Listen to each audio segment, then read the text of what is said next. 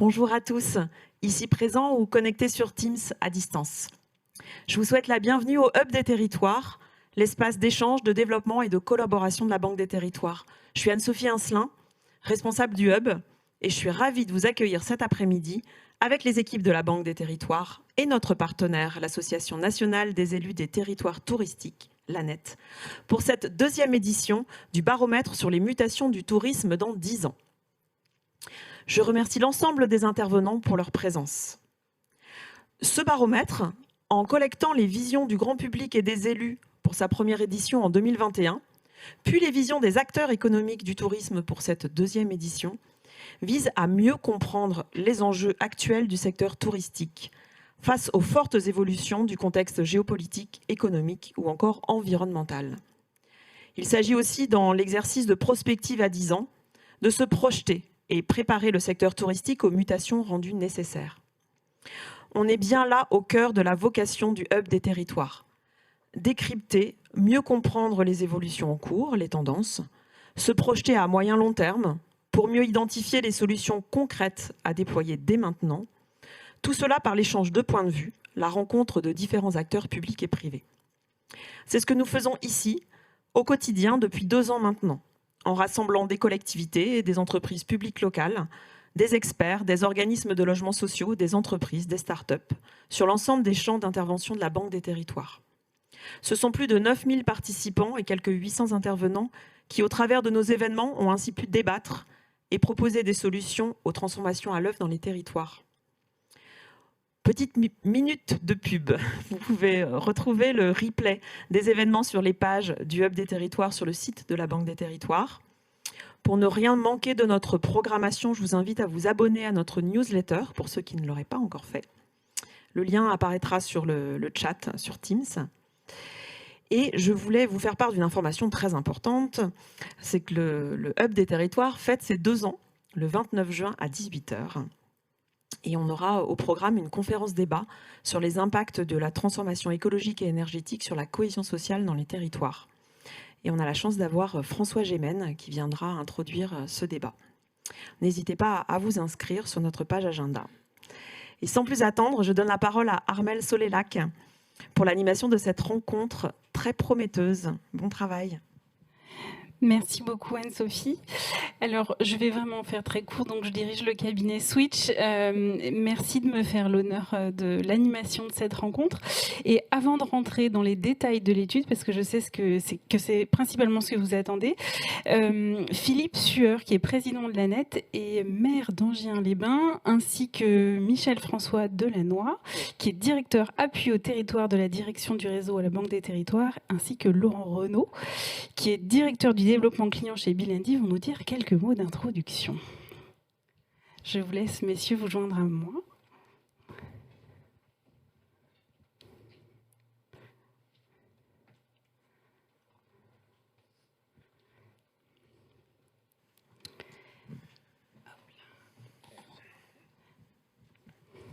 Alors, quelques mots d'abord pour, à la suite d'Anne-Sophie, vous accueillir dans le Hub, et que je remercie à la fois pour l'organisation de ce moment et puis les conditions optimales dans lesquelles nous allons pouvoir avoir ces échanges.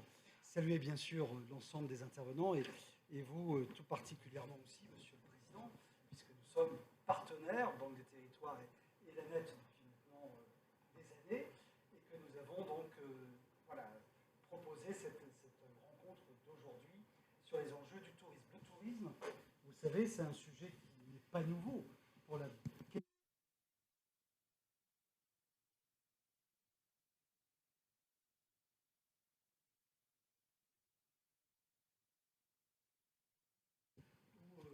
nos investissements dans des sociétés d'économie sur des enjeux d'équipement, d'infrastructures. Ah, ça marche. Ah oui, ça marche mieux comme ça finalement. Voilà, sur les enjeux donc avec la mise en place d'infrastructures ou d'équipements, et puis aussi tout un certain nombre de prêts et d'investissements que nous pourrons faire sur ces sujets. Mais la Banque des Territoires et la Caisse des dépôts ne fait pas que cela. Nous sommes banque, mais en même temps, nous considérons que nous sommes aussi une banque d'accompagnement des acteurs territoriaux dans leur prise de décision.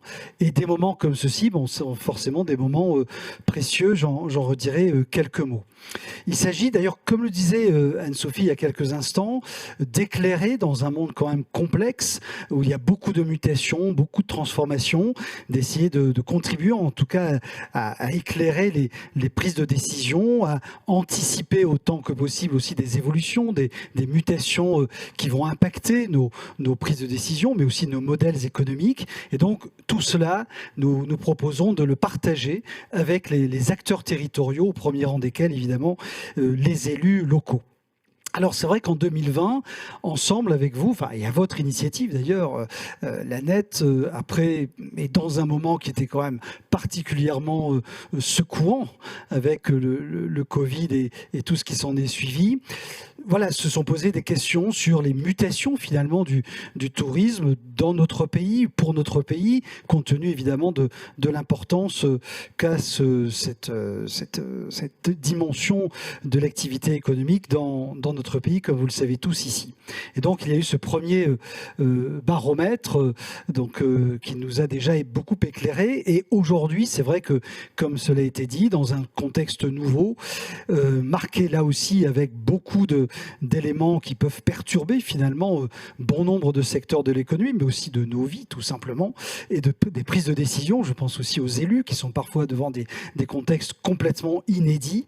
Eh bien, nous avons bien évidemment répondu à cette proposition que vous nous avez faite dans le cadre de notre partenariat, de lancer ce deuxième baromètre pour continuer de nous éclairer finalement avec tout un certain nombre d'éléments sur les aspirations, sur la manière dont on a de se déplacer vers ou au moment où on est sur ces lieux de vacances, sur les critères de choix aussi en matière de typologie d'hébergement ou de type de vacances, bref. Plein d'éléments qui nous seront collectivement utiles aussi pour à la fois réfléchir et aussi, comme je le disais tout à l'heure, anticiper des évolutions. Et on pense notamment que la transition écologique est au cœur, vous le savez, de la raison d'être de la Caisse des dépôts et de notre action au quotidien, sera aussi un des éléments qui va venir interroger profondément à la fois l'offre, mais aussi la manière dont nous allons développer nos propositions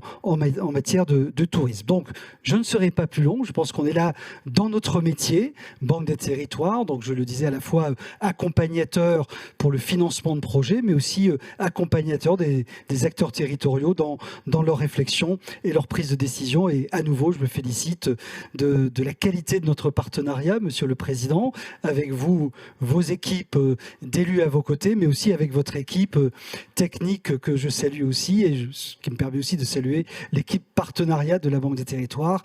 Voilà, ce sont des complices, mais qui nous permettent aussi d'être là aujourd'hui avec l'ensemble des intervenants que je remercie par avance.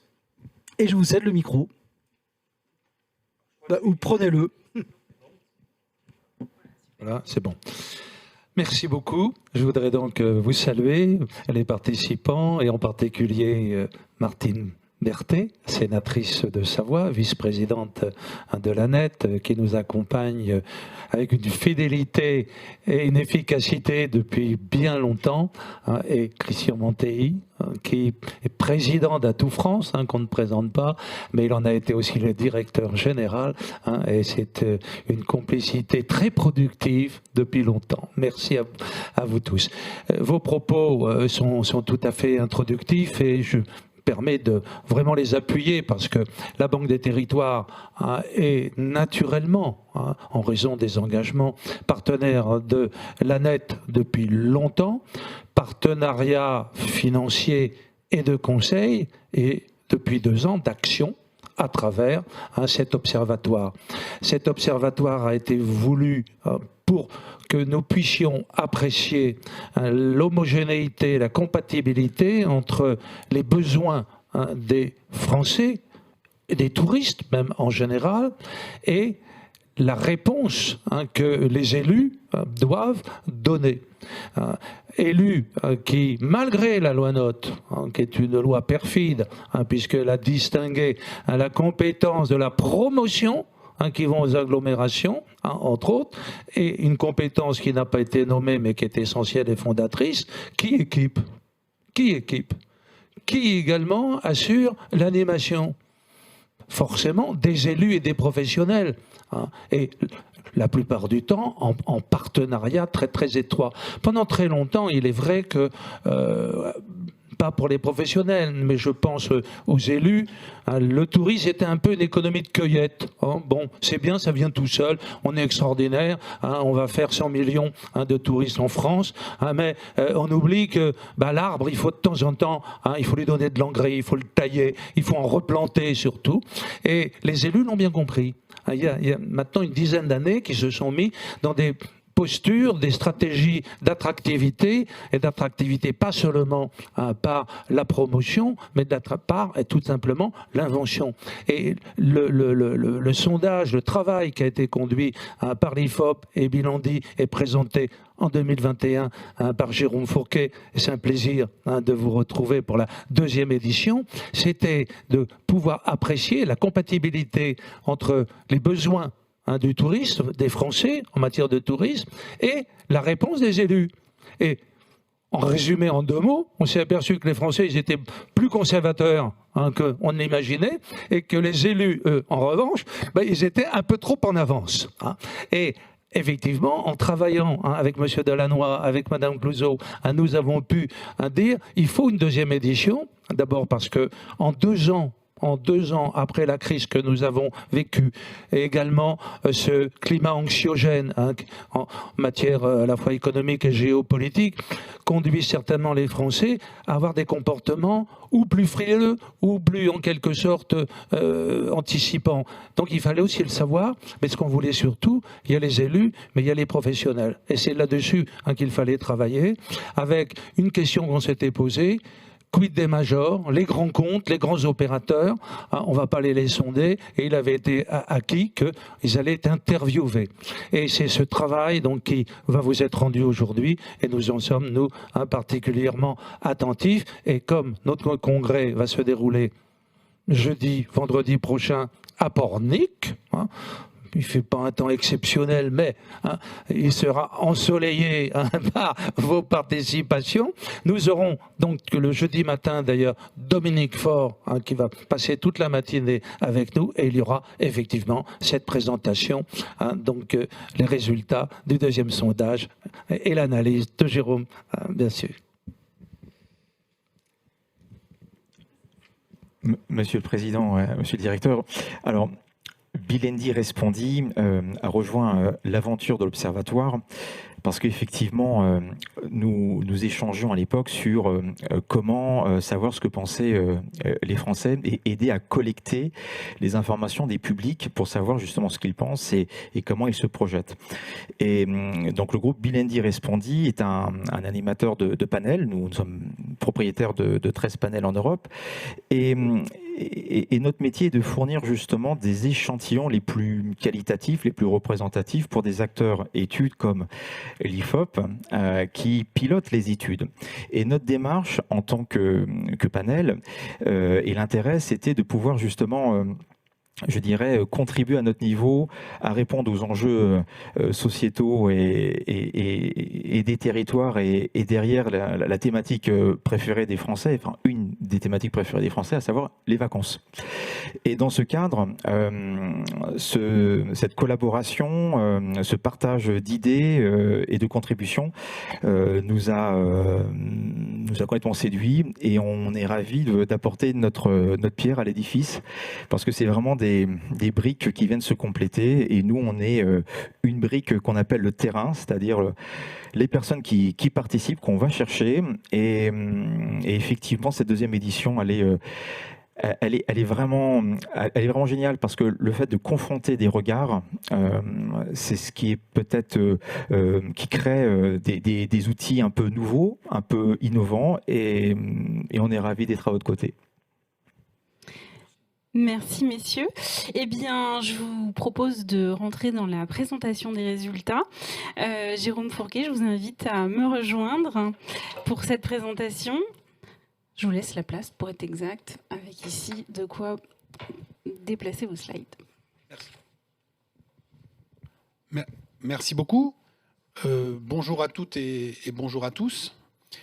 Merci pour votre présence. Donc, dans le délai imparti, je vais essayer de restituer les principaux enseignements de ce deuxième vague du baromètre sur les attentes des Français en matière de tourisme.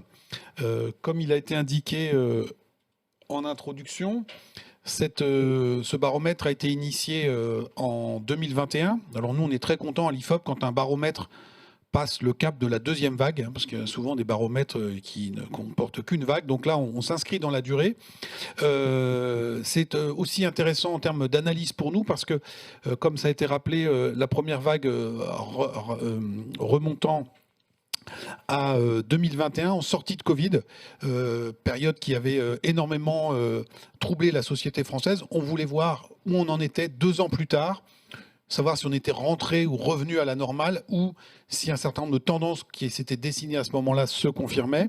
Et puis, comme on ne s'ennuie jamais, si le front du Covid a été relativement maîtrisé, entre-temps, nous avons une autre problématique majeure qui s'est invitée, c'est celle de l'inflation, qui rend une très forte qui génère une très forte tension sur le pouvoir d'achat de nos concitoyens, qu'on mesure tous les jours à l'IFOP. Et on voulait voir comment cette irruption de l'inflation et de la tension sur le pouvoir d'achat se caractérisait ou se matérialisait en matière de choix et de pratiques en matière de départ en vacances de nos concitoyens. Petit point méthodologique rapide. Donc, comme la première édition, on a travaillé avec l'aide de Bilendi sur un échantillon national représentatif de 1500 personnes. On a voulu avoir un échantillon suffisamment robuste.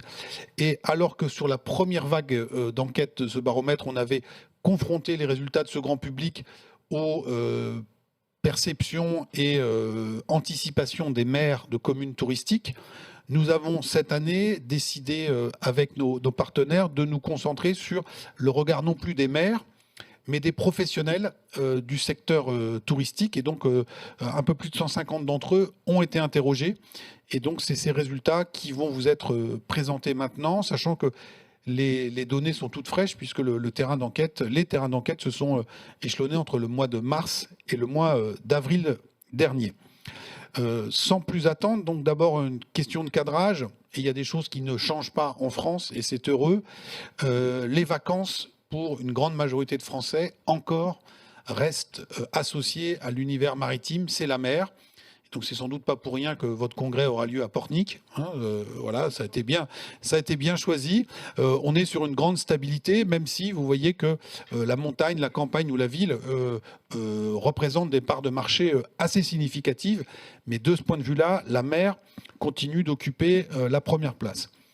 Autre élément qu'on voit nous apparaître dans nos enquêtes et dans les études statistiques qui peuvent paraître, on voit que la frontière entre vacances et résidence tend à s'estomper depuis le Covid, avec un phénomène qui s'appelle le télétravail, avec aujourd'hui une partie de nos concitoyens qui pratiquent un phénomène qu'on appelle la birésidence, avec des résidences de vacances qui ne sont plus totalement de vacances et qui sont investies toute une partie de l'année. Et ça se voit très particulièrement sur les littoraux, notamment le littoral atlantique, qui a vu un afflux de population. Certains acteurs ou communes de ces territoires ont très bien capté cette tendance et ce phénomène émergent. J'en veux pour preuve le slogan de la commune de La Baule, qui a pour slogan « Vivre et travailler au pays des vacances ». Donc qui s'adresse spécifiquement à une clientèle de télétravailleurs en disant « Venez vous installer à l'année sur nos territoires ». Et donc tout ça ne tombe pas du ciel, si je puis dire, puisque la mer demeure dans l'imaginaire quand même toujours très très attractif aux yeux de nos concitoyens. Deuxième question, là on les projetait à horizon 10 ans, puisque c'est un peu la logique de ce baromètre. Alors on les place un peu en experts. À votre avis, comment ça sera dans 10 ans et comment ferez-vous ? Quels seront les modes de déplacement pour se rendre sur le lieu de vacances ? qui seront privilégiés dans 10 ans. Alors là encore, on a une stabilité sur certaines réponses. C'est toujours le véhicule particulier, la voiture, qui arrive très loin devant, avec 69% de citations. On était à 72 en 2021, donc on est sur la marge d'erreur. Le train, on est assez stable. Par contre, grande nouveauté, la question de l'avion, qui, elle, à la place de l'avion, a perdu 10 points. Et donc là, pour le coup, c'est très significatif. Alors ça s'explique pour nous de deux manières. À la fois, il y a une prise de conscience environnementale, on en reparlera tout à l'heure, mais il y a également aussi cette tension sur le pouvoir d'achat qui fait que pas mal de Français, s'ils sanctuarisent le poste financier qui est celui des départs en vacances, eh bien, vont partir moins longtemps et moins loin. Et si on part moins loin, on aura moins recours à l'avion. Donc toujours des départs, mais avec des modes de déplacement anticipés qui vont quelque peu évoluer. Une fois qu'on est sur place, comment se déplacera-t-on ? Eh bien, on voit qu'on est à quasi parité entre la marche à pied et la voiture, alors qu'il y a 2 ans, la voiture était très loin devant. Et là aussi, on peut ressentir soit les deux mêmes paramètres, à savoir la sensibilité environnementale, en disant, bon, on continuera de partir en vacances, mais pour réduire notre empreinte carbone, eh bien, on se déplacera sur place à pied. Également aussi le fait que, tension sur le pouvoir d'achat étant là, on privilégiera aussi ce mode de déplacement sur place qui est moins coûteux que le déplacement en véhicule. Une fois qu'on est arrivé sur place, quels sont en matière de mode d'hébergement les préférences projetées de nos concitoyens ? On voit que le panel, là, pour le coup, est assez large. La hiérarchie est moins nette que sur l'autre question. 24% nous disent se loger auprès de particuliers. Donc vous avez en tête toute l'économie des plateformes. Le logement en hôtel qui fait jeu égal. J'allais dire le système D, les proches, qui est pas mal cité également. Le camping et puis un logement auprès de professionnels. Quand on regarde les anticipations qui sont formulées par les professionnels, eh bien, il y a un certain nombre de décalages qui se font jour. Les professionnels anticipent nettement plus que le grand public le logement auprès de particuliers. Alors c'est sans doute aussi parce qu'ils sont en concurrence frontale avec ces plateformes et se disent on nous taille des croupières et donc ça ne va pas aller en s'arrangeant. Ils sous-estiment très fortement l'attrait pour l'hôtel. Alors, on reviendra sur ce sujet. Qu'est-ce que ça cache derrière ? Je pense qu'il y a notamment la sous-estimation de l'appétence de nos concitoyens pour des hébergements de confort. Et donc, qui dit confort dit hôtel, même si ça va entrer, ça s'entrechoquera avec la contrainte sur le pouvoir d'achat. On est assez raccord entre professionnels et grand public sur l'attrait pour le camping. Et vous savez d'ailleurs qu'on appelle aujourd'hui le camping l'hôtellerie de plein air. Donc ça permet de concilier à la fois la demande de confort, la proximité avec la nature, mais également aussi une contrainte en matière de pouvoir d'achat. On est assez proche aussi sur le logement auprès de professionnels. Et les professionnels sous-estiment l'appétence pour le système D, le logement chez des proches ou des amis qui, par construction, échappent au radar d'une partie de ces professionnels. Donc il y a des cohérences et puis il y a également des décalages. Décalage également sur avoir un mode d'hébergement itinérant. 15% des professionnels disent on sent bien la tendance, là ça va monter, les vacances en roulotte ou autre, alors que le grand public, lui, n'est pas du tout là-dedans. Alors soit nos professionnels sont en avance de phase, parce que c'est eux qui recherchent, soit ils projettent aussi un peu un certain nombre d'expériences qu'ils ont pu avoir et qui ne sont pas encore arrivées à maturation dans le grand public. Autre élément important de ce sondage, dans 10 ans, toujours pareil, quels seront les critères les plus importants lorsque vous choisirez un hébergement ? Alors, complètement raccord entre nos deux publics et qui arrive très loin devant, le coût de l'hébergement. Donc, on n'est pas dans un univers complètement éthéré. Il y a cette contrainte du pouvoir d'achat. La question qui vient très vite derrière pour le grand public, c'est le confort de l'hébergement. Je vous en ai parlé juste avant. On avait déjà vu ça il y a 2 ans dans le précédent baromètre. Et donc, c'est toute la question de la montée en gamme d'un certain nombre de filières, tout en faisant en sorte que le ticket d'entrée soit quand même abordable au plus grand nombre. Donc, charge aux professionnels de résoudre cette quadrature du cercle. Et donc là, vous voyez que pour le coup, on a un décalage de 12 points de réponse entre le grand public et les professionnels qui sous-estiment peut-être un peu la demande de confort. Ces derniers, en revanche, peut-être surestiment un petit peu la tendance nature, proximité avec la nature, qui sort très haut dans le grand public, mais encore davantage chez nos professionnels. Alors ça, c'est quelque chose qu'on retrouve dans pas mal d'autres enquêtes de l'IFOP. C'est-à-dire qu'on a un énorme bruit de fond autour de la transition écologique, des changements de comportement. On a vu ce qui se passait en matière alimentaire sur le bio, qui est une réalité. Et en même temps, comme dirait l'autre, on a aussi ce discours qui peut-être surestime la propension de l'ensemble de la société à se mettre en mouvement et à adopter ce type de comportement. Et donc les professionnels se disent, on nous parle matin, midi et soir de la transition écologique, de la bifurcation environnementale, etc. etc. Donc c'est sûr, et il ne faut pas minimiser, on va être dedans. Mais le grand public est peut-être un peu moins convaincu, même si, ne minimisons pas les choses, dans la proximité avec la nature, arrive en troisième position. Proximité des activités touristiques, on est globalement raccord. Le grand public attend aussi beaucoup sur la proximité des commerces. Monsieur le maire parlait de l'animation de la commune, mais c'est aussi la capacité pour une commune touristique à proposer des services et des commerces qui soient accessibles. Ce qui est beaucoup moins identifié par nos professionnels.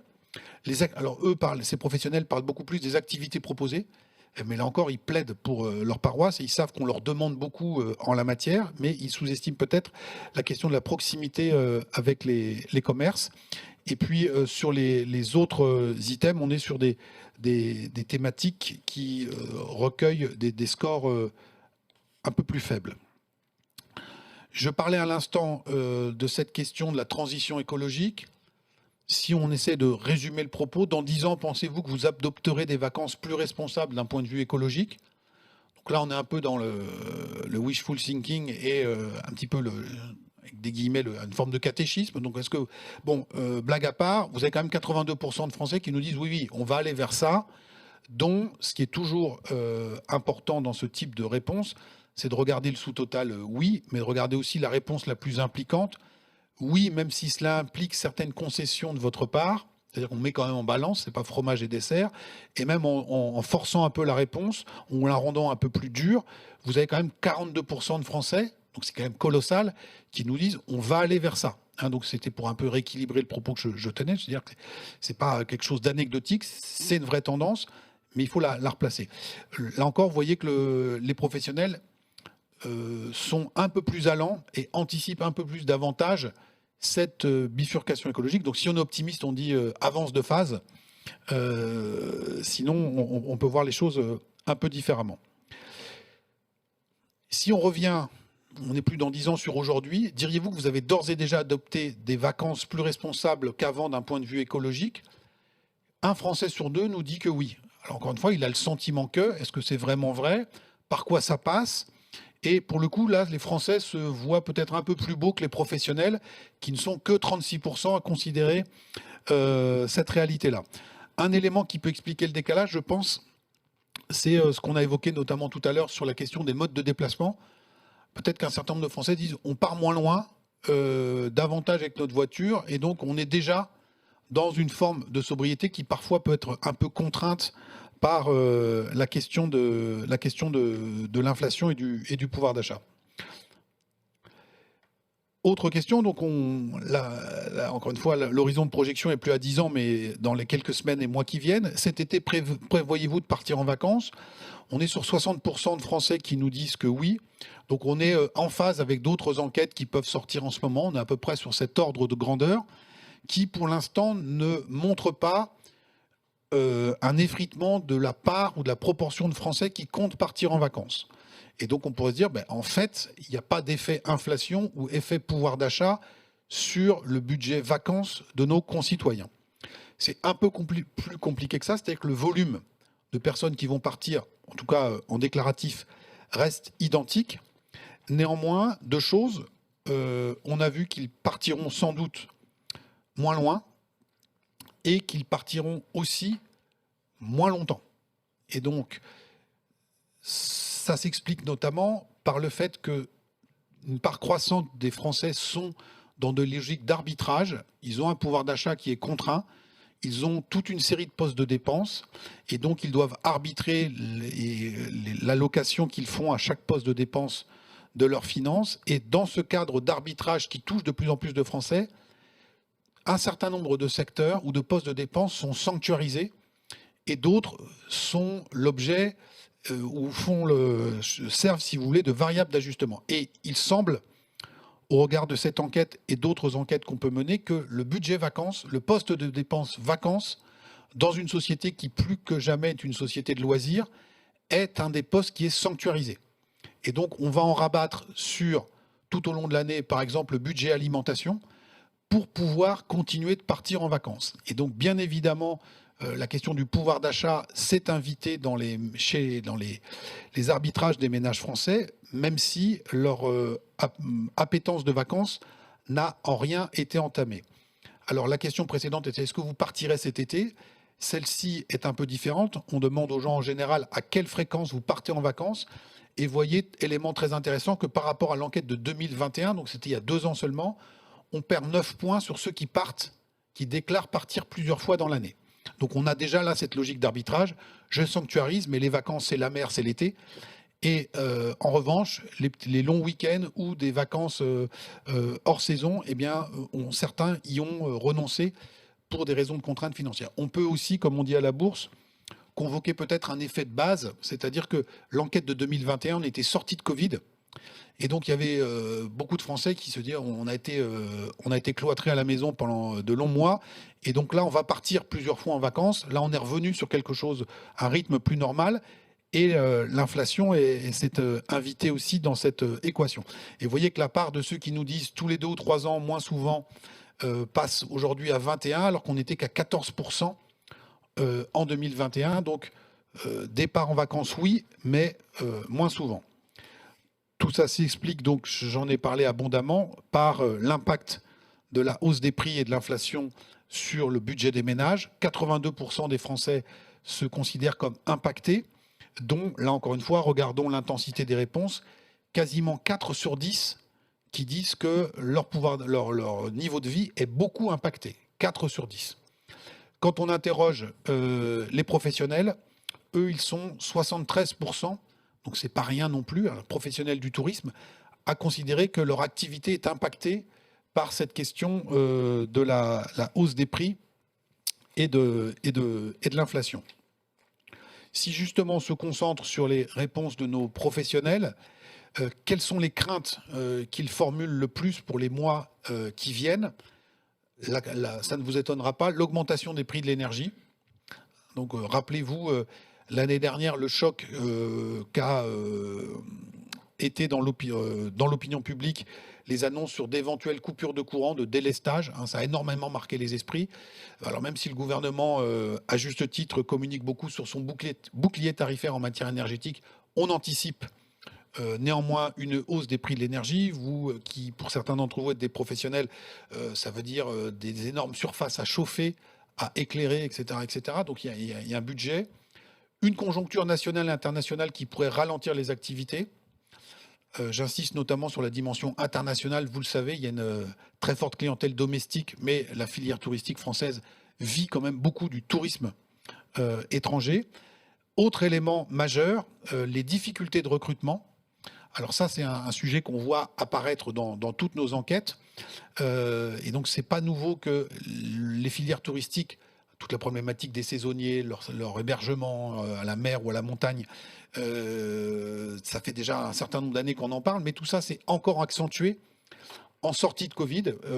Et là, je vais déborder un peu du cadre de cette enquête avec un nouveau rapport au travail qui s'est installé, qui s'est confirmé à l'issue de la crise Covid, et une part conséquente de la population, notamment dans ces secteurs-là, qui n'a plus forcément l'envie, le goût, la motivation pour travailler en horaire décalé, travailler le week-end etc., etc. Et donc j'ai une formule qui est un peu provocatrice et qui consiste à dire en France, tout le monde veut aller en terrasse, mais il y a de moins en moins de monde qui veut servir en terrasse. Et donc là, je pense que la filière touristique est aussi victime de cet effet-là qui était déjà latent avant Covid, mais qui s'est renforcé depuis. Alors c'est aussi plutôt une bonne nouvelle parce que on est à un taux de chômage le plus faible depuis 40 ans.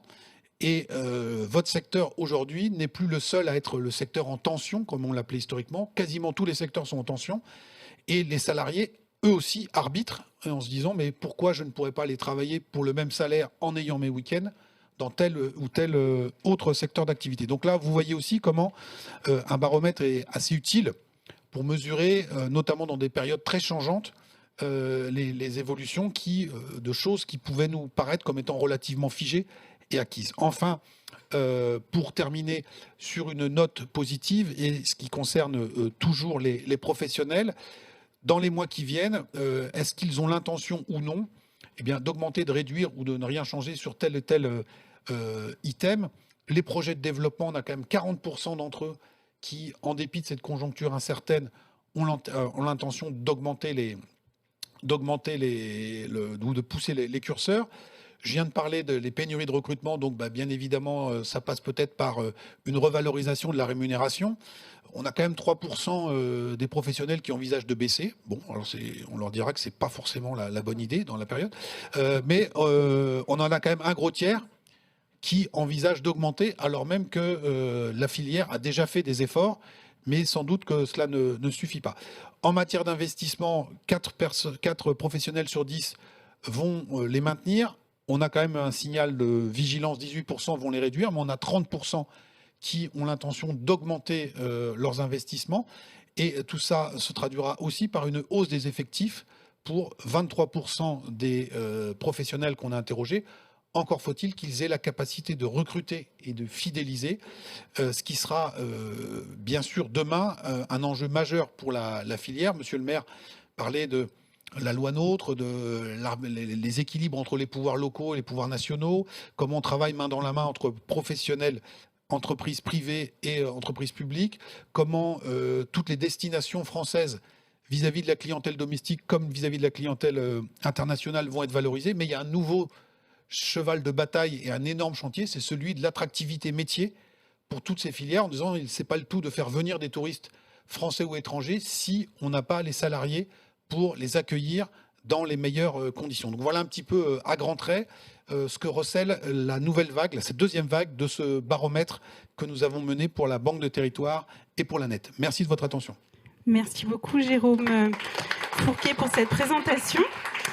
Alors, c'est toujours très intéressant quand on a des résultats comme cela, des résultats d'études comme cela, de s'interroger avec des élus, des grands acteurs du tourisme pour recueillir leurs réactions. Et dans ce cadre, je vous propose d'inviter Martine Berthet, sénatrice de Savoie et vice-présidente de l'Association nationale des élus des territoires touristiques, Christine Demesse, conseillère municipale de Ricquevire.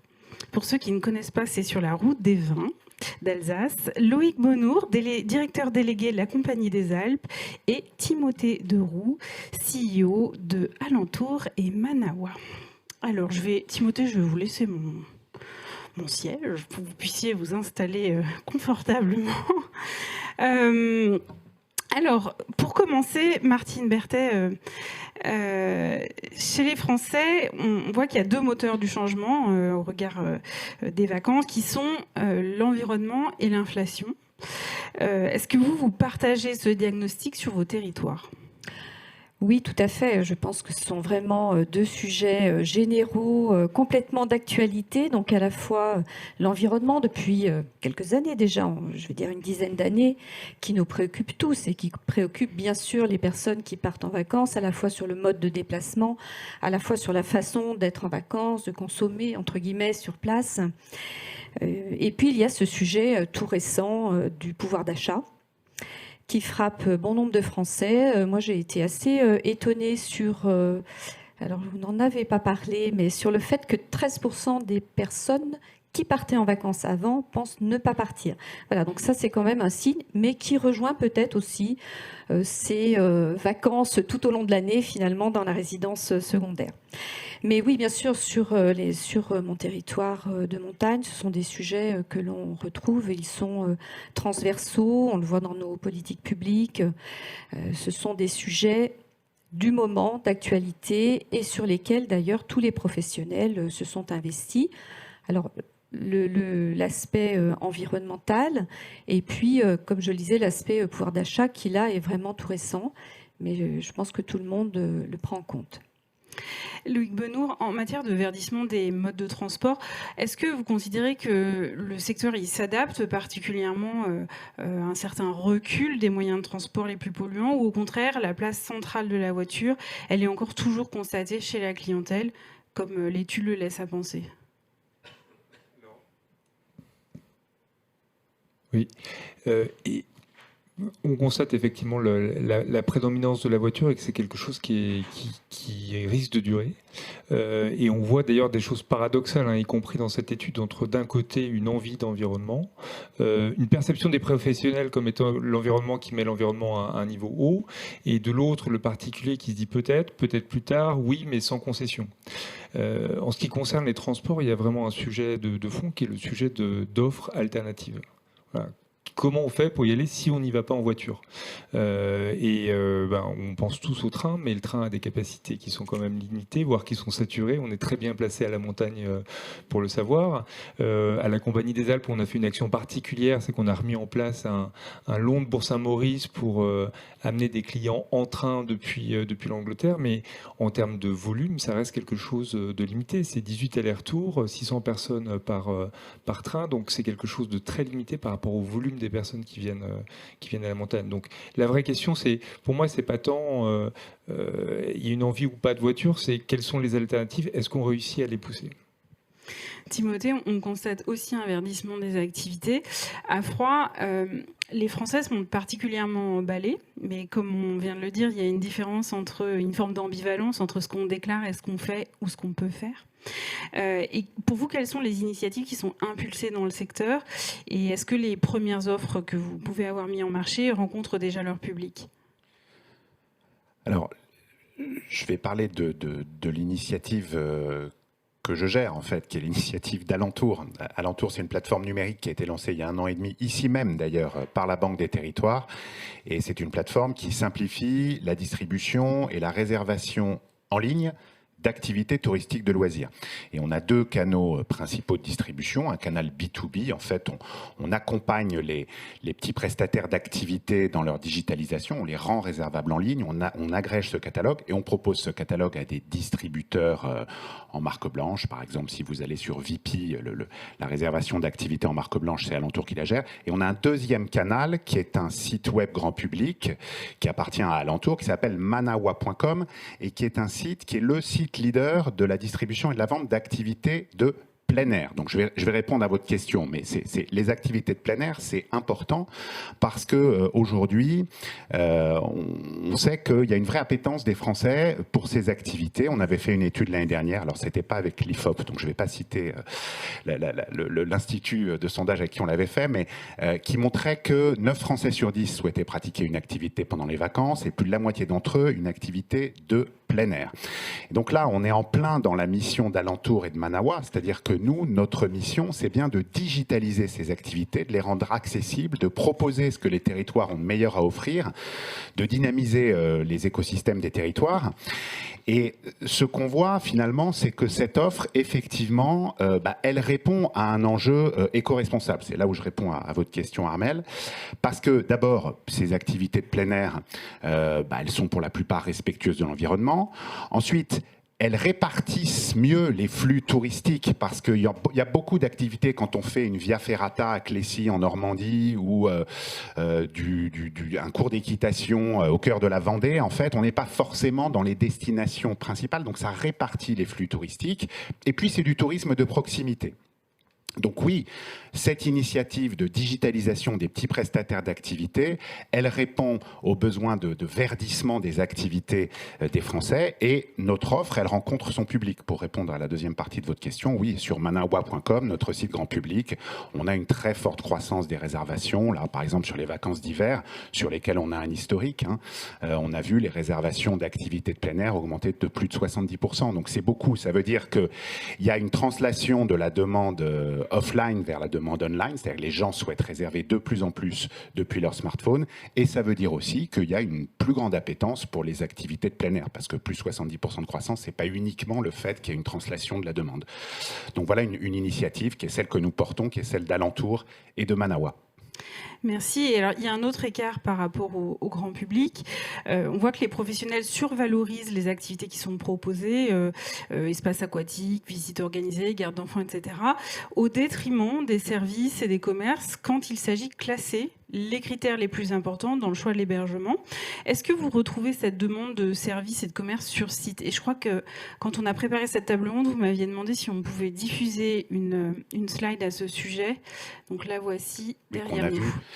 Alors en fait, nous on travaille, on a comme distributeur de notre offre des hébergements. On a, je ne vais pas dire tout le monde, mais on a beaucoup de groupes hôteliers qui distribuent l'offre d'Alentour à leurs clients. Et le principe, en fait, c'est je suis client, j'arrive à l'hôtel, je reçois un email avec toute l'offre d'activité à réserver à proximité, et c'est Alentour qui gère cette offre d'activité. Donc on parle beaucoup aux hôteliers, en fait. Et c'est vrai que ce qu'ils nous disent, c'est que les activités ne sont pas forcément la première chose qui est demandée par leurs clients. En fait, la première demande qui est faite à la réception d'un hôtel, nous disent-ils, c'est la réservation d'un restaurant, la réservation d'un taxi et de la géolocalisation de commerce. Donc effectivement, ça reflète bien ce que vous m'avez posé comme question. Ce qu'on voit quand même sur cet histogramme, c'est que effectivement le coût de l'hébergement, le confort de l'hébergement sont les deux premiers critères de choix d'un hébergement. Mais après, quand même, en troisième position, on a la proximité avec la nature et la proximité des activités touristiques. Là, il y a un écart entre les professionnels et le grand public, mais on voit que pour le grand public, c'est quand même un critère de choix, deux critères de choix très importants. Et là, ça vient corroborer ce que je disais, qui est cette appétence du grand public pour le plein air, pour des activités de plein air, à proximité, oui, de leur hébergement, et un tourisme aussi de proximité. Christine Demesse, à Rigvire, comme j'ai envie de dire dans de nombreuses cités très touristiques, il est assez difficile de trouver un juste équilibre entre les attentes des habitants, l'activité touristique parfois très intense. Chez vous, vous me disiez en préparant cette table ronde, c'est plus de 2 millions de visiteurs, donc c'est considérable. Compte tenu du fait que les retombées économiques, elles profitent directement aussi à la commune, évidemment. Est-ce que vous pourriez nous donner quelques exemples concrets de conflits d'usage et éventuellement de solutions que vous avez apportées ou que vous allez apporter? Alors oui, Rigvire, pour ceux qui ne connaissent pas, c'est une commune en Alsace, dans le Haut-Rhin, qui fait 1100 habitants et entre 1,9 million et 2 millions de touristes par an, avec, depuis le Covid, une augmentation de cette fréquentation, un tourisme français, un tourisme international. Et pour vous donner une petite idée, c'est un tourisme qui s'étend pratiquement toute l'année, à part janvier, on va dire, et le début février, grand week-end et période estivale, vendanges et marché de Noël, 10 000 visiteurs par jour pendant les marchés de Noël cette année. Donc, si vous voyez, tout ça fait que, si vous ne connaissez pas Rigvire, c'est également une topographie tout à fait particulière. Activité viticole, donc les vignes qui encadrent le village, la cité, et derrière la forêt et la montagne. Donc, pour s'étendre et créer des logements et un habitat, on ne peut que descendre vers un peu la plaine. Donc, si vous voulez, tout ceci a des contraintes pour les habitants essentielles. D'abord, en matière d'habitat, c'est l'attractivité touristique, c'est en fonction du patrimoine déjà, un village totalement préservé en matière architecturale, médiévale et Renaissance. Il y a également, donc, sous le contrôle des ABF et des bâtiments historiques, donc pour les habitants, les rénovations, etc., sont très contraignantes. Deuxièmement, une circulation à l'intérieur de ce centre historique où habitent 50% des habitants encore, de circulation. Le matin, ce sont les camions qui livrent les restaurants, les cafés, et ce n'est pas des petites camionnettes, ce sont des plusieurs tonnes qui montent, qui descendent, qui risquent d'abîmer le patrimoine et qui surtout sont une nuisance pour les habitants. Enfin, d'autre part, c'est également un problème de circulation quand on la rend piétonne pour les viticulteurs qui ont leur cave, leur vigne, etc., pour circuler. Et enfin, le troisième contrainte sont l'offre commerciale. Rigvir, que j'ai connu dans mon enfance, je n'habite pas Rigvir, mais avait tous les commerces de proximité, tous les commerces alimentaires et non alimentaires. Il ne restait plus un commerce de proximité vraiment, au sens quotidien du terme. Il y a une boulangerie qui s'est ouverte depuis 2 ans et il n'y avait plus rien. C'était uniquement l'activité commerciale était tournée vers le tourisme, les cafés, les restaurants, les boutiques de souvenirs, même tout ce qui est pour la maison ou les traditions alsaciennes. C'est plutôt quelque chose qui se tourne vers l'activité touristique. Donc, comment faire avec tout ça? Il ne s'agit pas d'accabler l'activité touristique, qui est une ressource importante avec la viticulture, mais c'est également d'essayer de concilier ça avec un quotidien des habitants. Ce n'est pas de la faute des touristes si on déserte le centre-ville, si les habitants préfèrent louer et faire des gîtes plutôt que d'aller habiter en centre-ville. C'est à ce moment-là, je pense qu'il ne faut pas... Au contraire, il faut réagir et la municipalité doit prendre et ne pas hésiter à prendre des mesures contraignantes et une réglementation. Donc la ville de Rigvir a d'abord, pour éviter cette désertification du centre, et qui est dommageable tant en point de vue démographique, parce qu'il y a une baisse, il y a une baisse très nette avec le dernier recensement. Avant, nous étions 1200 habitants, il y a plus que 1100 habitants, c'est en dessous de la moyenne du territoire. Il y a un taux d'activité, par contre, d'emploi qui est au-dessus de la moyenne du territoire, du fait des activités touristiques. Donc, il faut loger les jeunes actifs, il faut loger les familles, il n'y a pas de renouvellement de génération, il y a un vieillissement de la population. Donc, pour faire face à tout ça, on a pris des mesures. D'abord, une autorisation du changement d'usage pour limiter les gîtes de tourisme. Ça a été fait dans une première... et puis aussi de fixer des conditions d'autorisation temporaire.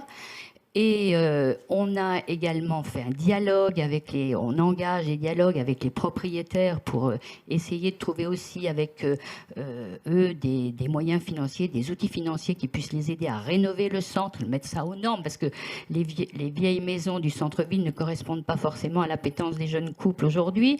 Il y a essayé aussi de trouver des moyens pour loger les familles, les seniors. Donc, là-dessus, on a quand même une chance. Une friche viticole qui se trouve à proximité du centre touristique, sur lequel on est en train de faire un grand programme d'aménagement.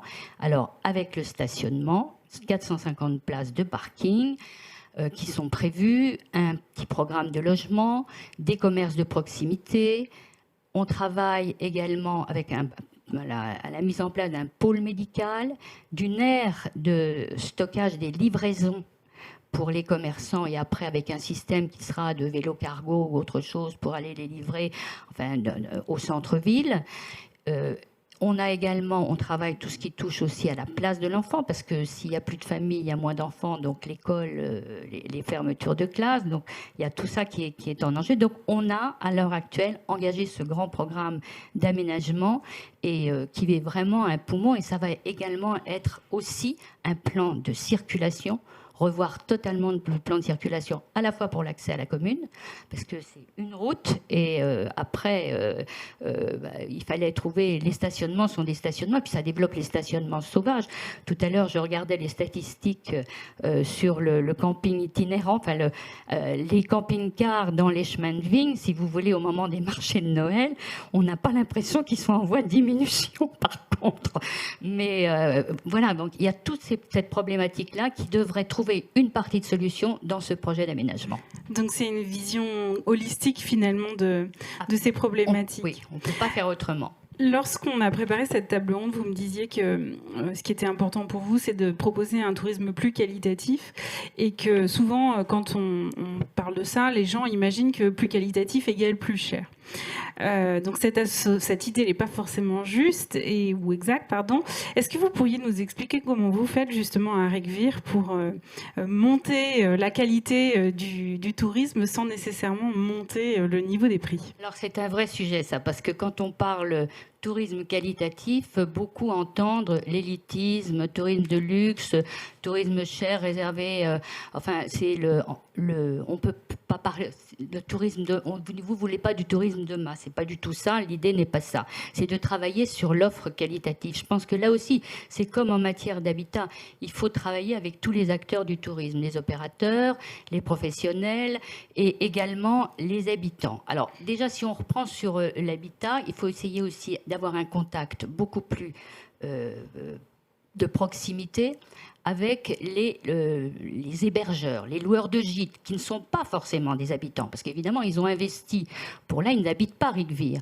Donc, il faut les sensibiliser et les faire adhérer aux orientations, aux réglementations en vigueur pour préserver le patrimoine.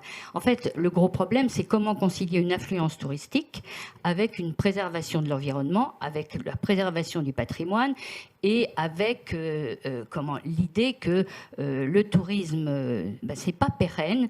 C'est ce que vous disiez tout à l'heure, le tourisme, ça se travaille. On ne peut pas, Monsieur le Président, vous avez tout à fait raison, on ne peut pas. Après, c'est le système de la poule aux œufs d'or qui un jour va s'arrêter.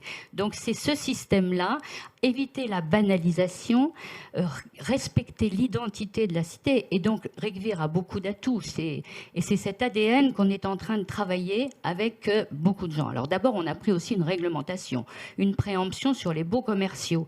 On s'est aperçu à la suite des études qu'il allait y avoir un véritable renouvellement des propriétaires de magasins, etc. Donc il faut en amont travailler de façon à ce qu'on ait une diversification des commerces et qu'on retrouve des commerces de proximité. La friche va nous aider pour avoir des commerces à proximité de centre-ville, parce que là aussi c'est une demande, et je rejoins aussi les résultats de l'étude, une demande des touristes d'avoir des commerces de proximité, notamment quand l'hébergement est un hébergement chez les particuliers. Et on travaille également avec les commerçants, la Chambre de commerce et d'industrie, pour la digitalisation.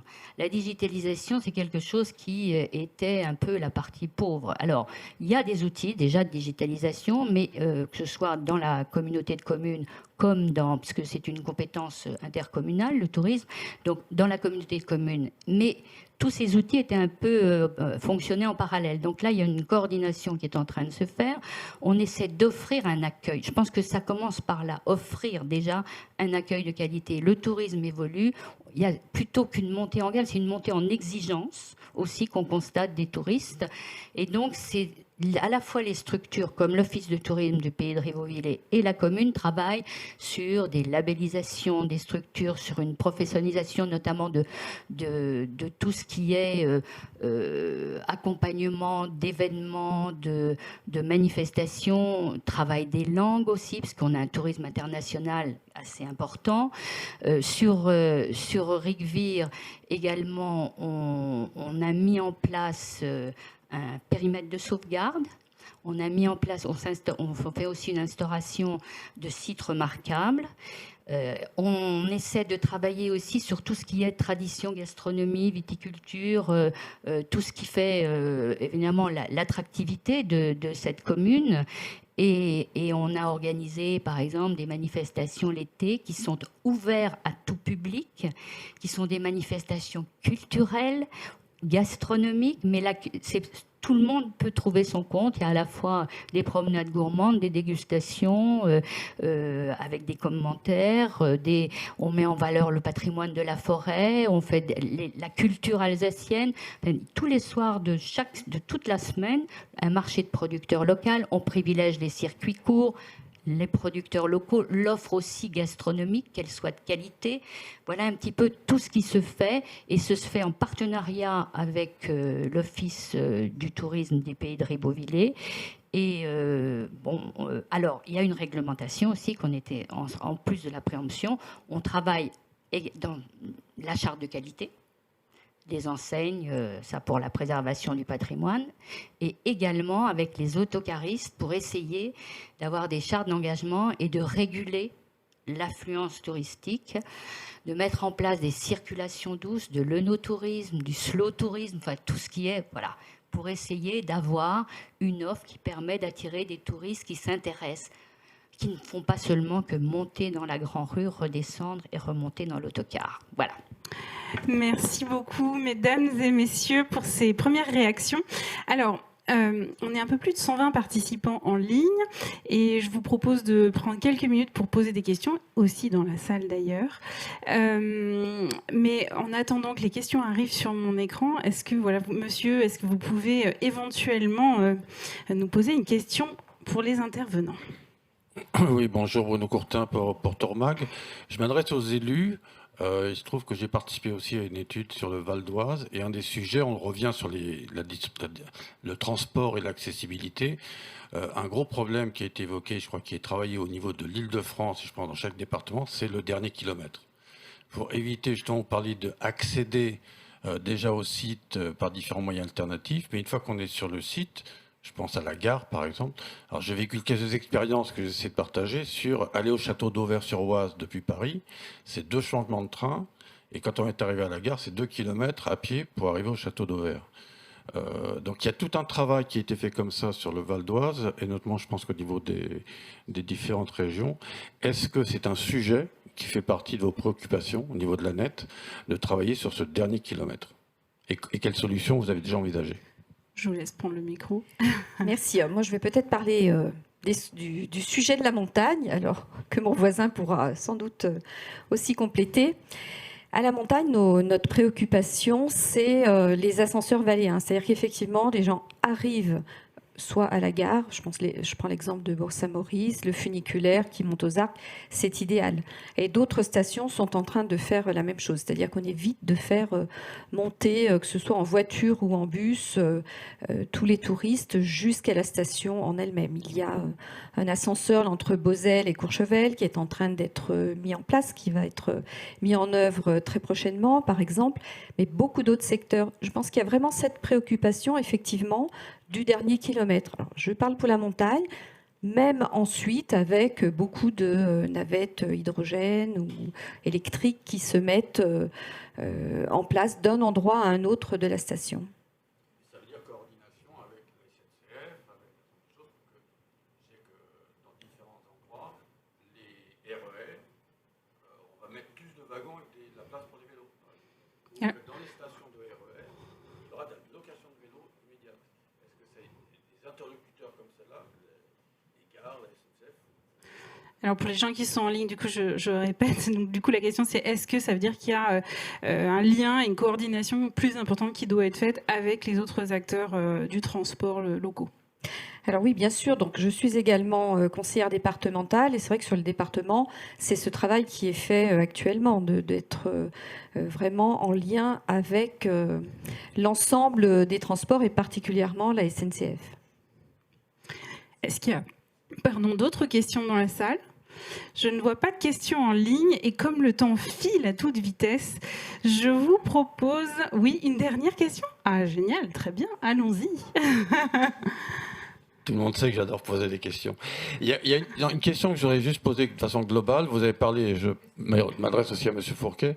On l'a vu les gens commencent à hésiter à partir en vacances. Et par contre, quand on voit les professionnels, eux sont très contents de leur saison. Ça veut dire qu'on constate, en tout cas chez les professionnels, ce qu'on appelle une fracture, une véritable fracture entre ceux qui ont de l'argent et ceux qui n'en ont pas encore suffisamment, qui vont réfléchir. Et il y a une véritable séparation du marché. Certains qui sont dans le haut de gamme se frottent les mains, ils n'ont jamais fait d'aussi belle saison, alors que dans d'autres secteurs, effectivement, il y a des arbitrages. Est-ce qu'on ressent et comment on pourrait étudier cette fracture? Jérôme, Fourquet, vous voulez répondre?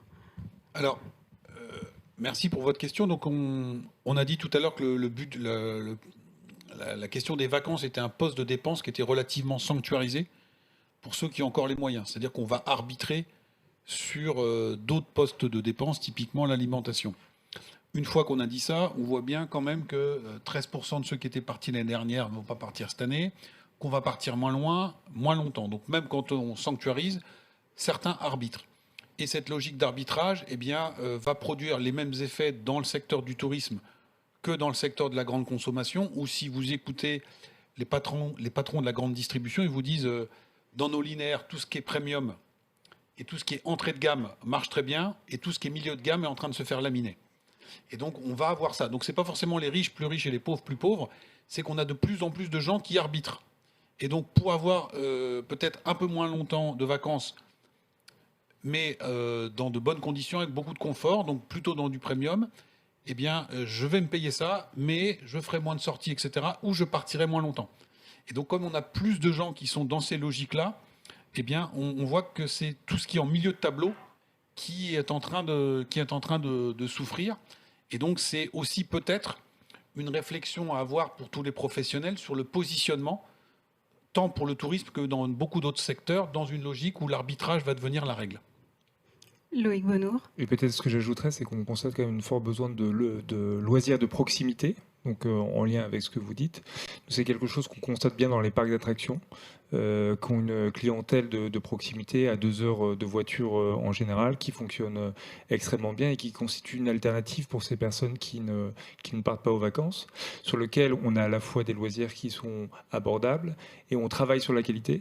Parce que c'est pas parce que c'est abordable qu'il ne faut pas avoir un niveau de service qui augmente.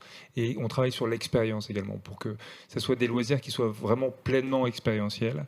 Et à mon sens, c'est un substitut intéressant à des vacances lointaines. Bien, merci. Encore une super. Alors, je vais essayer de vous amener un micro le plus rapidement possible. Et ce sera notre dernière question. Je vais essayer de faire vite. Philippe Persson, je suis investisseur ici à la Caisse des dépôts. Et je profite du fait d'avoir, j'ai envie de dire, 3 spécialistes de la montagne, si on compte les Vosges pour Rigvir, pas très loin. Est-ce que vous avez identifié des secteurs d'activité ou des verticales d'activité qui vous semblent prioritaires pour adapter la montagne à, là je vais sortir un peu une problématique que tout le monde a en tête, le raccourcissement de la saison d'hiver, le raccourcissement de l'enneigement. Est-ce que vous avez déjà donc ces questions, enfin les questions en tête j'imagine oui, mais est-ce que vous avez donc identifié des secteurs qui vous paraissent vraiment prioritaires pour cette adaptation? Je me permets, je commence et après je laisse le micro, j'en ai pas pour très longtemps. Simplement, effectivement, ce sont les stations de basse et moyenne altitude qui vont être les plus rapidement impactées. En Savoie, on a très peu de stations qui sont concernées. La plupart, sur des études d'enneigement qui ont été faites jusqu'en 2050, n'auront pas de problématique. Nous, notre préoccupation première en montagne, d'adaptation, c'est de pouvoir avoir des réserves d'eau pour les incendies l'été. Et tout ça participe aussi à cette question touristique, parce que on ne doit pas avoir des paysages abîmés, entre guillemets, ou une communication qui montre que voilà, il y a aussi des incendies en montagne. Donc nous, notre préoccupation, elle est plutôt celle-ci pour la période d'été, et bien sûr des retenues qui servent l'hiver également. Alors moi, effectivement, c'est... Oui, c'est tout bon. Ça marche. Oui, les Vosges sont à proximité. Alors, je vais vous faire deux réponses. Jusqu'à présent, il y a de moins en moins de neige. Donc, c'est une anticipation déjà qui a eu lieu parce que ça fait plusieurs années qu'il y a beaucoup moins de neige. Donc, c'est tout bénéfice pour Rigvir.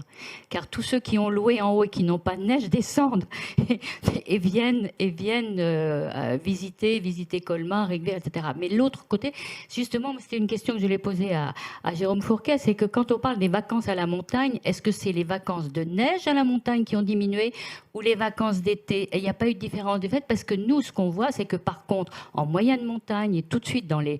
il y a énormément de touristes qui n'étaient pas avant.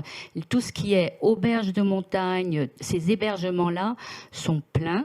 Il y a vraiment une fréquentation accrue depuis quelques années et depuis le Covid, on va dire, encore plus avant. Donc, c'est plutôt de l'eunotour, enfin, je veux dire, du tourisme bicyclette, marche à pied, randonnée qui reprend le dessus. Mais ça, je vous parle de ça pour l'été.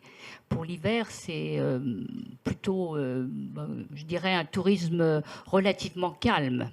Loïc Bonnour.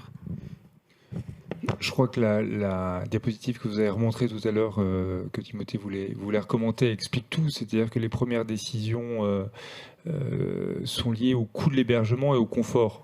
Et puis après, on a la proximité avec la nature, on l'a naturellement à la montagne. Et assez vite, après, on a la proximité des commerces. En termes de coûts, sur le logement à la montagne l'été, on y est. Parce qu'en général, en fait, un logement à la montagne l'été, il est vendu 3 fois moins cher qu'en hiver. Mais aujourd'hui, en termes de confort, on n'y est pas.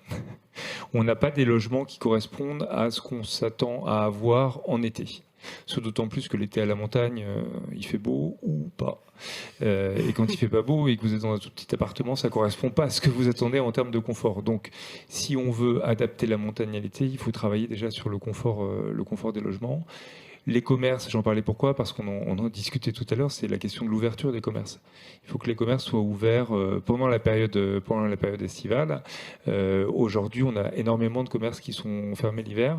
J'ai la faiblesse de penser qu'on doit réussir à trouver un cercle vertueux sur la montagne l'été, et que dès lors qu'on aura démontré qu'on aura amélioré le confort de l'hébergement et qu'on aura amélioré l'attractivité de la montagne l'été, on aura plus de touristes, un tourisme plus qualitatif, et donc un intérêt pour les commerçants à être ouverts, et que ça va s'entretenir et faire monter la destination montagne. Bien, hélas, on va devoir s'arrêter là. Merci beaucoup Martine Berthet, Christine Demesse, Loïc Bonnour et Timothée Deroux pour ces réflexions très riches. Et on va passer à la séquence d'après. Pour cette synthèse de l'événement, j'ai le plaisir, donc je vous laisse prendre place, j'ai le plaisir d'accueillir la personne qui m'a fait l'honneur de faire la préface de mon livre il y a quelques années déjà, Christian Monteilly, président d'Atout France. Merci. D'abord, félicitations. Ce baromètre est très utile, j'allais dire nécessaire.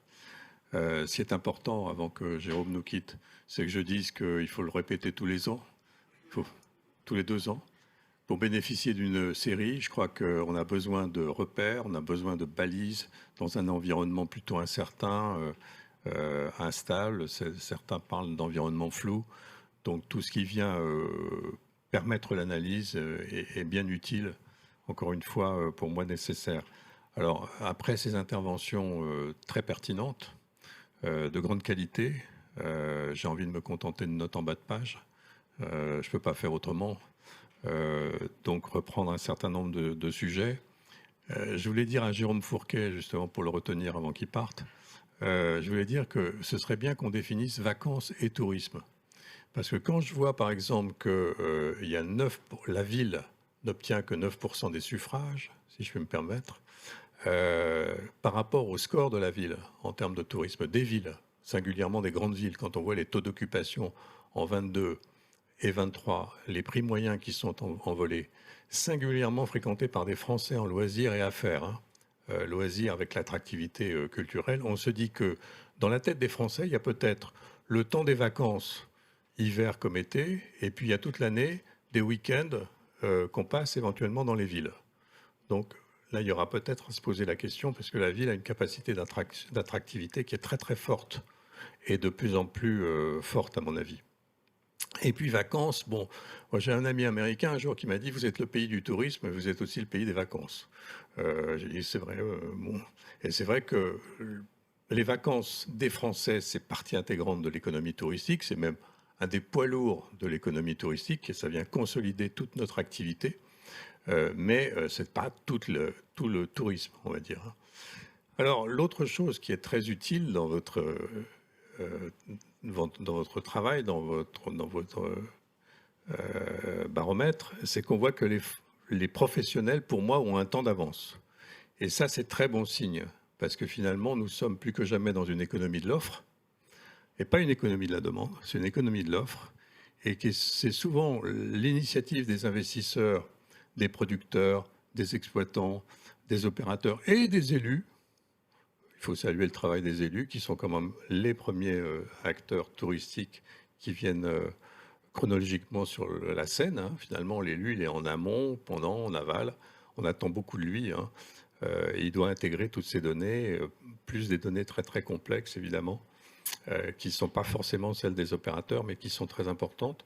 Donc quand on voit qu'on a une capacité de transformer l'offre à partir d'une prise de conscience, on le voit ces dernières années, des concepts nouveaux, l'hôtellerie, l'hébergement se renouvellent, on a vu l'hôtellerie de plein air faire des scores absolument incroyables parce qu'il y a eu un renouvellement de l'offre, une remise en question. Je salue aussi le travail d'Alentour, le travail de la Compagnie des Alpes, évidemment, qui sont très très importants parce que ce sont des moteurs de transformation, de transition écologique, de mise à jour, etc. Donc, en discutant avec les professionnels, ils se disent on a intérêt à se transformer, on a intérêt à aller vite, à se remettre en question, parce que nos publics, nos visiteurs, nos voyageurs, nos clients attendent ça, vont demander beaucoup en matière de protection de la planète, de développement durable, de gestion de l'eau, etc., etc. En fait, ils vont même un peu plus vite. Là aussi, je me souviens que, je ne sais pas si vous avez vu ça, mais moi je me souviens, j'étais dans mon confinement comme tout le monde, semaine 3 du premier confinement, et je vois la une de Télérama, la fin du tourisme. Après, je lis un certain nombre. Libération avait écrit en titre à peu près la même chose, tourisme à des zéros. Bon. Puis après, il y a un certain nombre de penseurs. Il y en avait tellement, ils étaient tellement nombreux qu'on se disait pourquoi moi je pense pas, j'arrive pas à produire quelque chose, etc. Qui nous disaient c'est fini, ça va être différent, tout va changer. Est-ce que les touristes seront toujours là, est-ce qu'ils vont venir, etc. Bon, le tourisme a apporté une réponse cinglante. Ils sont bien là. On a rebondi en France et dans d'autres pays. Quand on regarde nos concurrents, ce qui se passe en Espagne, par exemple, avec les scores qui sont faits en avril, c'est incroyable. 20% de chiffre d'affaires de plus qu'avril 2019 en Espagne. Donc c'est quand même impressionnant ce rebond du tourisme. Le tourisme est toujours là. Merci, ça va bien. Bon. Donc, et d'ailleurs, il faut en profiter pour se féliciter, parce que nous, on a le succès de Maussade en France. Hein.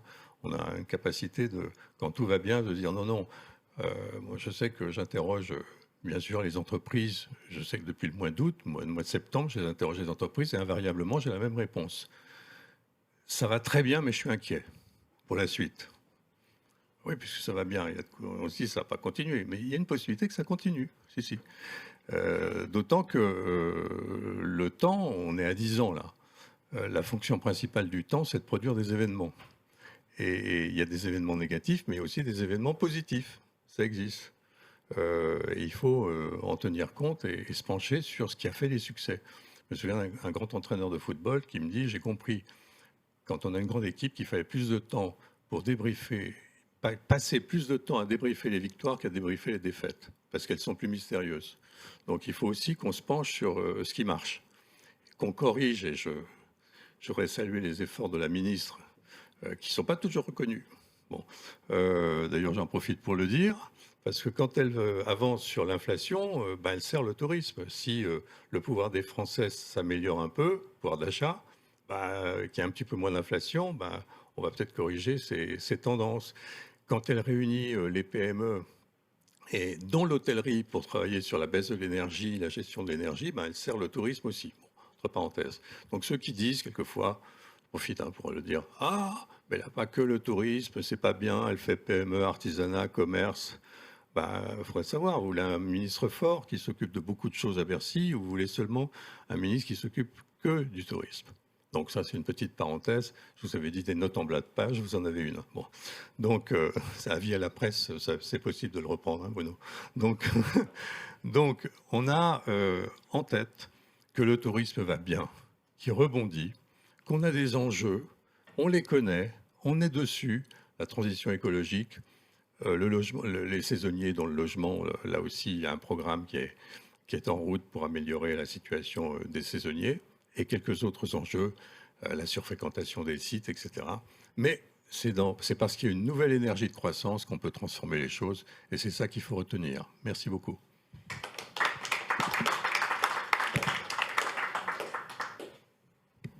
Bien, merci beaucoup Christian Mantelli pour ces notes de bas de page. Je sais que vous êtes obligé de filer. Merci beaucoup. Alors, on arrive à la fin de cet événement. Merci à tous d'y avoir participé en présentiel ou en ligne.